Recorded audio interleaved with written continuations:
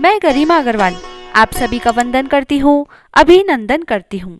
आज हम आपके लिए लेकर आए हैं शीतलाष्टमी पर सुनी जाने वाली चारों कहानियाँ एक साथ। एक बुढ़िया माई थी जी की बासुड़ा ने ठंडी रोटी खाती और शीतला माई की पूजा करती।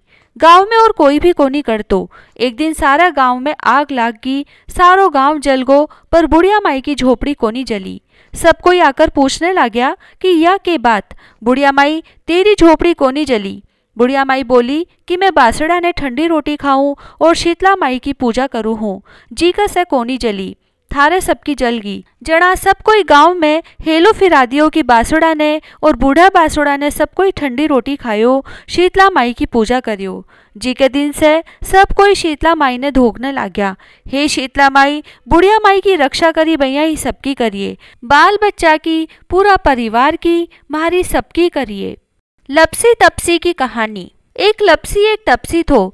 तपसी तो भगवान की तपस्या करतो। लपसी रोजीना सवा सेर की लस्सी बनाकर भगवान के भोग लगाकर टाली हिलाकर जीम लेतो। एक दिन दोनों जना लड़ने लग्या। लपसी बोलियो मैं बड़ो, तपसी बोलियो मैं बड़ो। इतना में नारद मुनि आया और पूछने लाग्या कि क्यों लड़ो हो।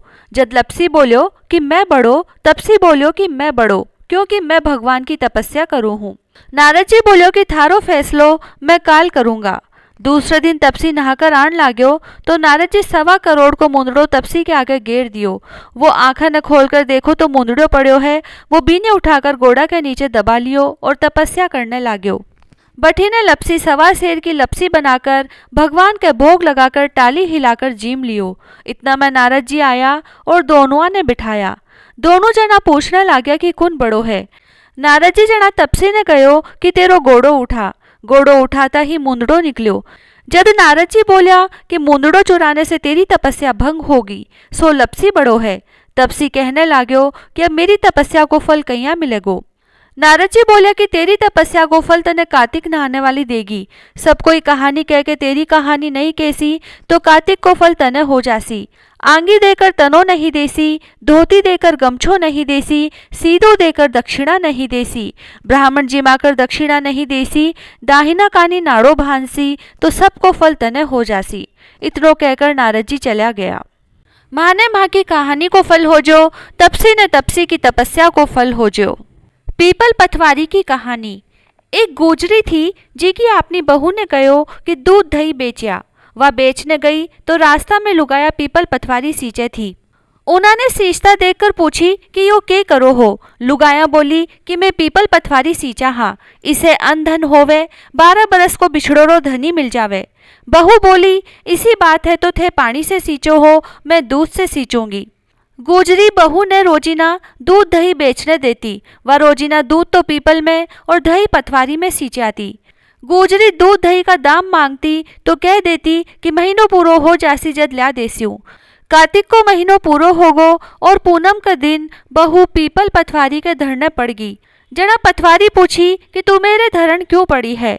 बहू बोली कि सास दूध दही का दाम मांगा है। पथवारी माता बोली कि मेरे कने कसा दाम रखा है, ये भाटर डिंडा पान धतूरा है जी का ले जा।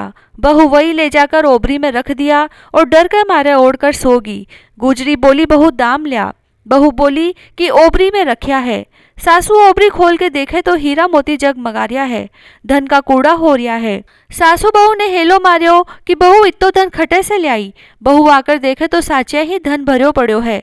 बहू सास ने सारी बात बता दी। सासू कहो कि अब के कार्तिक में मैं भी सींचूंगी। कार्तिक आयो, जड़ा सास दूध दही तो बेचाती और हांडी धोकर पीपल पथवारी में गिर जाती। आकर बहू से कहती कि मेरे से दाम मांग। वह कहती सासू जी कोई बहू भी दाम मांगया कर रहे के, पर सास कहती कि तू मांग।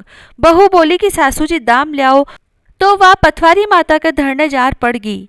पथवारी माता सासू ने भी भाटा डिंडा पान पतोरा दे दिया। वह ले जाकर ओबरी में रख दिया। बहू खोलकर देखे तो कीड़ा मकोड़ा कुलबुलावे है। जब बहू हेलो मारियो कि सासू जी यो के है। सासू आकर देखी और बोलने लगी कि पथवारी माता तो दुपड़ पीटी है, जी को तने तो धन दियो, मने कीड़ा मकोड़ा दिया। जड़ा सब कोई बोलने लाग्या कि बहू तो सत की भूखी सींची थी, थे धन का भूखा सींचा। हे पथवारी माता, जिसो बहू ने दियो विसो सबने दियो, सासू ने दियो उसो कोई ने भी मत दियो। कहता ने सुनता ने हुकारा भरता ने सारे परिवार की रक्षा करियो। बिंदाई जी की कहानी। एक छोटो सो छोरो आपके घरा से लड़कर निकल गो और बोलियो कि आज तो बिंदाई जी से मिलकर ही घरा पाछो आऊंगा। छोरो जाता जाता बावनी उजाड़ में चलो गयो। बिंदाई जी सोचे कि वो मेरे नाम से ही घरा से निकलियो है, सो इन्हें घरा पाछे नहीं भेजांगा तो बाग बगेरा खा जासी। बिंदाई जी बोलिया कि मैं ही बिंदाई जी हूँ, तने के चाहे सो मांग ले, पर एक बार में ही मांगिए। छोरो बोलो कि काई मांगू बापूजी, ढोलो हींग राज को, पूछो गजराज को, दाल भात गीवा का फलका, ऊपर ढपसो खांड को, परोसन वाली इसी मांगू, जाने फूल गुलाब को। बिंदाई जी बोलिया कि छोरा तू तो सब कुछ मांग लियो, पर जा तेरे अइया ही हो जासी। छोरो घराने आयो तो देखे एक छोटी सी बीननी पीड़ा पर बैठी है और घर में बहुत धन हो रहो है।